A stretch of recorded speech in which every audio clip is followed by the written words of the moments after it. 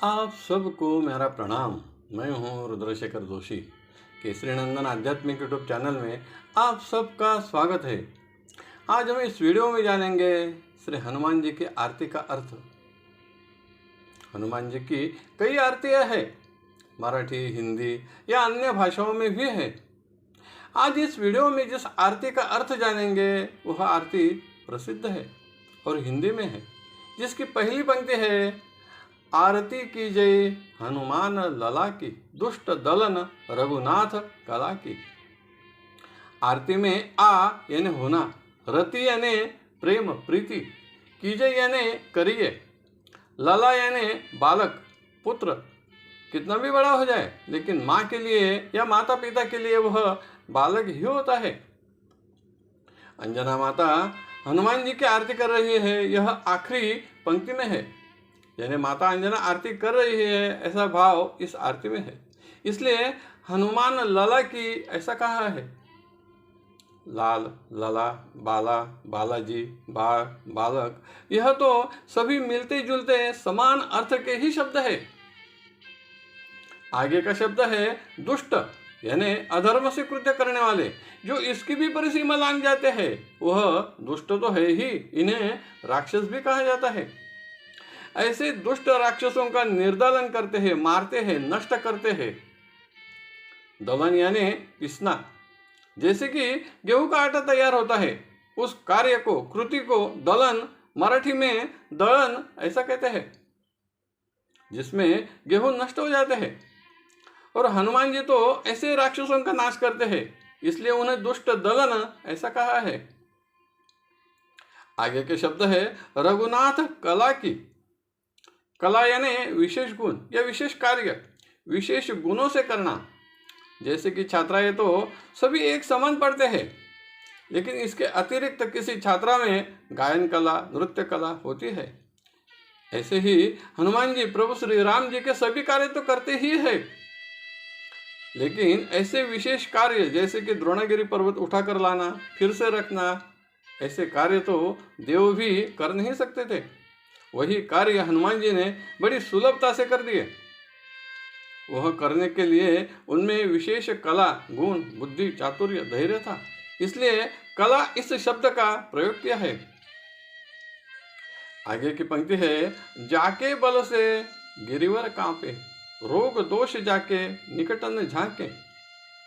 जाके यानी जिसके, गिरिवर यानी सभी पर्वत, कांपे यानी भयभीत होना। हनुमान जी का बल तो पर्वतों को भी पता था। हनुमान जी जिस पर्वत के पास जाते थे या पर्वत पर चढ़ते थे तो पर्वत भी भय से कांपने लगते थे कि अब हनुमान जी हमारे साथ क्या करेंगे। यह सोचकर भय से कंपित हो जाते थे, इसलिए कांपे ऐसा शब्द प्रयोग किया है। राम सेतु का निर्माण जब हो रहा था तो अनगिनत पर्वत उठाकर समुद्र में डाल दिए। हनुमान जी ने उठाया हुआ पर्वत फिर से जमीन पर रख दिया, वही गोवर्धन पर्वत है, क्योंकि तब तक सेतु का निर्माण पूरा हो गया था। आगे की पंक्ति है, रोग दोष जाके निकट न झाके। रोग प्रारब्ध कर्म, संचित कर्म और क्रियमान कर्म से निर्माण होते हैं। कफ, वात, पित्त का संतुलन बिगड़ने से होते हैं। इसी से कई प्रकार के रोग और व्याधियां निर्माण होती है। दोष विचारों से निर्माण होते हैं, 6 विकारों से निर्माण होते हैं। लेकिन हनुमान जी तो इतने बलशाली है कि उनके आसपास तक भी यह आते नहीं, भटकते नहीं, इसलिए झाके शब्द का प्रयोग किया है। ताक झाक करना यानी दूर से देखना ऐसा होता है।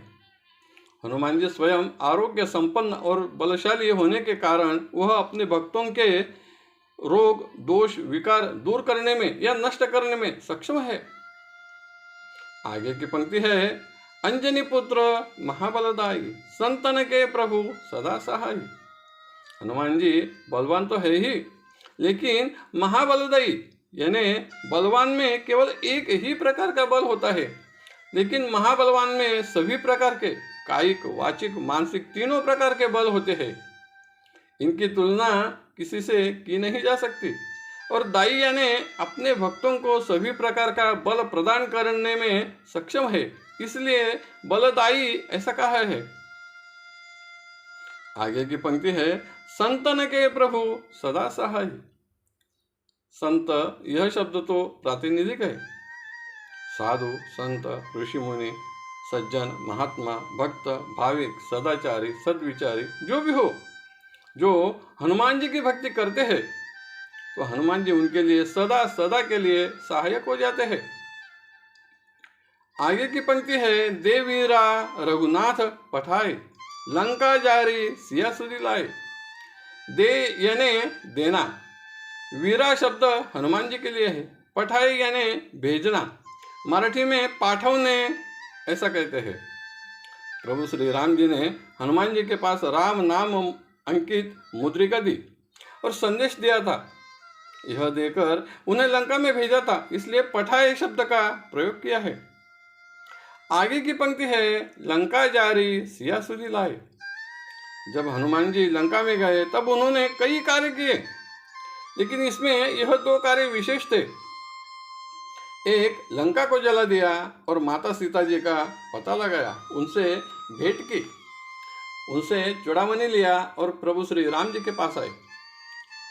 सभी पंक्तियों में संक्षेप में जो कहा है उसमें बड़े प्रसंग सम्मिलित है। आगे की पंक्ति है, लंका सो कोट समुद्र से खाई, जात पवन सुत बारन लाई। इसमें सो, इस शब्द में सोने की ऐसा अर्थ है। लंका सोने की थी, सभी महल किले सोने के थे। आगे के शब्द है, समुद्र से खाई, यानी समुद्र के जैसी विशाल खाई थी, जिसके कारण कोई भी व्यक्ति साधारण हो या बलवान, लेकिन वह उसे पार करके लंका में प्रवेश नहीं कर सकता था। आगे के शब्द है, जात पवन सुत बारन लाई। जात यानी जाने के लिए, बारन लाई यानी देर नहीं लगाई।